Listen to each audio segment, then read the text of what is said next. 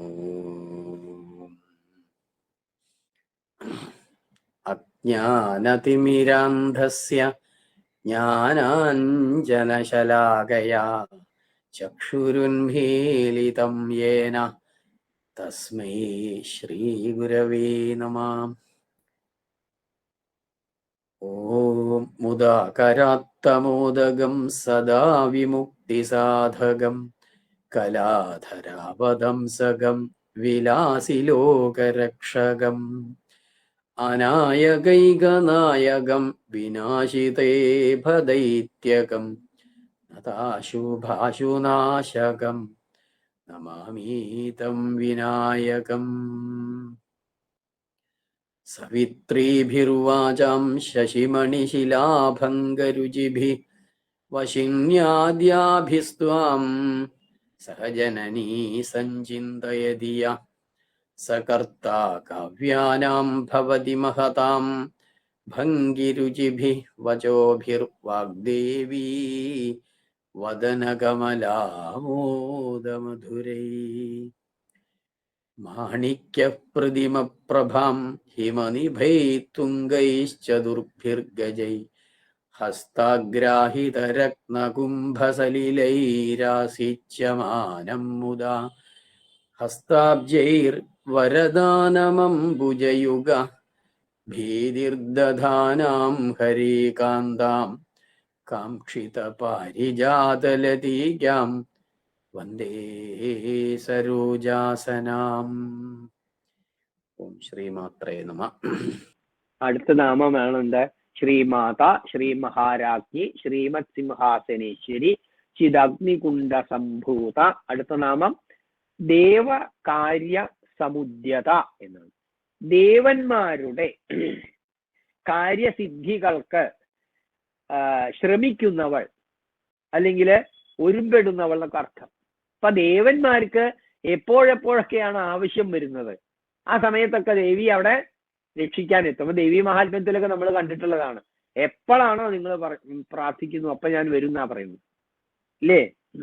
ഇത്തം യഥാ യഥാ ബാധ ജഗദോസ്യ ഭവിഷ്യതി തഥാ തഥാ അവതീര്യാഹം കരിഷ്യാമി അരി സംക്ഷയം എന്ന് 11-ാം അധ്യായത്തില് നാരായണീ സ്തുതിയില് നമ്മൾ പഠിച്ചിട്ടുള്ളതാണ് അല്ലെ. ഇത്തം യഥാ യഥാ ബാധ ജഗദോസ്യ ഭവിഷ്യതി. ഈ ജഗത്തില് പ്രപഞ്ചത്തില് ഇപ്രകാരമുള്ള ബാധകള് അധർമ്മങ്ങള് എപ്പോഴെപ്പോഴൊക്കെയാണോ സംഭവിക്കുന്നത് അപ്പോഴൊക്കെ ഞാൻ അവതരിച്ച് അരികളെ ശത്രുക്കളെ ഇല്ലായ്മ ചെയ്യും എന്ന് ദേവി മഹാത്മ്യത്തിലെ 11-ാം അധ്യായത്തില് അവസാനത്തെ ശ്ലോകത്തിലൂടെ ദേവി നമുക്കൊരു പ്രോമിസ് വാക്ക് തന്നിട്ടുണ്ട്. ഇവിടെ ദേവകാര്യ സമുദ്യതയാണ്. ദേവന്മാരുടെ കാര്യങ്ങൾക്കായിട്ട് അല്ലെങ്കിൽ കാര്യസിദ്ധികൾക്ക് ഒരുമ്പെടുന്നവൾ അല്ലെങ്കിൽ ശ്രമിക്കുന്നവൾ. എപ്പോ ദേവന്മാര് വിളിച്ചോ അപ്പൊ ദേവി അവിടെ എത്തുന്ന അവരുടെ സംരക്ഷണത്തിന് വേണ്ടിയിട്ട്. അതുകൊണ്ടാണ് എന്താണ് ചിദഗ്നികുണ്ഡ സംഭൂത എന്ന് പറയുന്നത്. അവിടെ എത്തി ദേവി. അപ്പൊ വരിയിലിപ്പോ ദേവകാര്യ സമുദ്യതയാണ്. ദേവന്മാരുടെ കാര്യങ്ങൾക്ക് കാര്യസിദ്ധികൾക്ക് ഒരുമ്പെടുന്നവൾ, ശ്രമിക്കുന്നവൾ, അവരുടെ കാര്യങ്ങളൊക്കെ അവരുടെ ആഗ്രഹങ്ങളൊക്കെ നടത്തിച്ചു കൊടുക്കുന്നവൾ എന്നൊരു അർത്ഥം കാണാം നമുക്ക്. ഭഗവത്ഗീതയിൽ ഇങ്ങനെ ഒരു വരിയില്ലേ? യഥാ യഥാ ഹി ധർമ്മസ്യ ഗ്ലാനിർഭവതി ഭാരത അഭ്യുത്ഥാനമധർമ്മസ്യ തദാത്മാനം സൃജാമ്യഹം. ധർമ്മത്തിന് എപ്പോഴൊക്കെയാണോ ച്യുതി സംഭവിക്കുന്നത് അപ്പോഴൊക്കെ അധർമ്മത്തെ ഇല്ലായ്മ ചെയ്ത് ധർമ്മത്തെ പുനരുദ്ധരിപ്പിക്കുവാൻ ഞാൻ അവതരിക്കുന്ന വാഗ്ദാനം തന്നിട്ടുണ്ട്. അത് തന്നെയാണ് ഇവിടെയും. ദേവന്മാരുടെ കാര്യങ്ങൾക്കായിട്ട് അത് നടപ്പാക്കാൻ അല്ലെങ്കിൽ അവരുടെ കാര്യസിദ്ധികൾക്ക് ശ്രമിക്കുന്നവൾ എന്നർത്ഥം. ദേവ കാര്യ സമുദ്യത. ഈ ദേവന്മാരും അസുരന്മാരും തമ്മിൽ എന്താ വ്യത്യാസം? ഈ ദേവന്മാരുടെ കാര്യത്തിന് അത്ര താല്പര്യം. കാരണം ദേവന്മാരെന്ന് പറഞ്ഞ നേരത്തെ ഞാൻ സൂചിപ്പിച്ചു. എന്താണ് ഈ ഡിഫറൻസ് ബിറ്റ്വീൻ ദേവാസ് ആൻഡ് അസുരാസ്? എന്താ വ്യത്യാസം ചിന്തിച്ചു നോക്കൂ. ഈ അസുരന്മാർക്ക് കാമക്രോധ ലോഭ മത മത്സര്യാദികളൊക്കെ ഇഷ്ടം പോലെ ഉണ്ട് അല്ലേ? പക്ഷെ ദേവന്മാർക്ക് അങ്ങനെ വരൂല. ഗുണങ്ങള് അവരുടെ മനസ്സ് പരിശുദ്ധമാവും. ആത്മജ്ഞാനം ഉണ്ടാവും. അതിനു വേണ്ടിയിട്ടാണല്ലോ ഉപാസനകളൊക്കെ നടത്തുന്നത്. ദയാലുക്കളാവും, ദാനത്തില് യജ്ഞത്തിലൊക്കെ താല്പര്യമുള്ളവരാവും ദേവന്മാര്. ഇതൊന്നുമില്ലാത്ത ജാതികളാണ് അസുരന്മാര്. ഇപ്പോ ദേവന്മാരുടെ ഭാവം അങ്ങനെ സദ്ഗുണങ്ങളുള്ള, അല്ലെങ്കിൽ ധർമ്മം പ്രചരിപ്പിക്കുന്ന, അല്ലെങ്കിൽ ധർമാനുസൃതമായ ജീവിതം നയിക്കുന്നവരുടെ കൂടെ പരാശക്തി ഉണ്ടാവും, ദേവി ഉണ്ടാവുമെന്ന് ഇതിൽ നിന്ന് നമ്മൾ മനസ്സിലാക്കേണ്ടതാണ്. നേരത്തെ സൂചിപ്പിക്കുവാൻ ദേവം ഭൂത്വ ദേവം യജേത്, ദേവനായിക്കൊണ്ടാണ് ദേവനെ യജിക്കേണ്ടത്.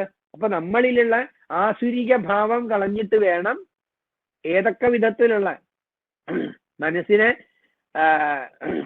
എന്താണ് മലിനമാക്കുന്ന എന്തൊക്കെ ഘടകങ്ങളുണ്ട് അതിനെ മുഴുവൻ കളഞ്ഞിട്ട് വേണം. പവിത്രവും പരിശുദ്ധവുമായ മനസ്സുകൊണ്ട് ആര് പ്രാർത്ഥിച്ചാലും ഈശ്വരൻ കേൾക്കുന്ന. ഇതില്ലെങ്കിൽ കേൾക്കുന്നില്ല, വെറുതെ ടൈം വനരോധനമായി തീരുന്നുള്ളതാണ്, അല്ലെങ്കിൽ വള്ളത്തിൽ വരച്ച വരയാവും. അതാണ് ഉപാസനയുടെ ഒരു പ്രത്യേകത എന്നുള്ളത്. സർവസമർപ്പണ ഭാവം വേണം, വിശ്വാസം വേണം, അല്ലേ, ഭക്തി വേണം, മനസ്സിലെ കറയൊക്കെ കളയണം, ഷഡ്വൈരികളെ നീക്കണം. അപ്പോ ആ ദേവന്മാർക്ക് സമാനമായി തീരും. അപ്പൊ അവരുടെ കൂടെ തീർച്ചയായിട്ടും ദേവി ഉണ്ടാവും എന്നാണ് ഈ നാമത്തിലൂടെ നമ്മൾ മനസ്സിലാക്കേണ്ടത്. ദേവകാര്യ സമുദ്യത. ഹരി ഓം.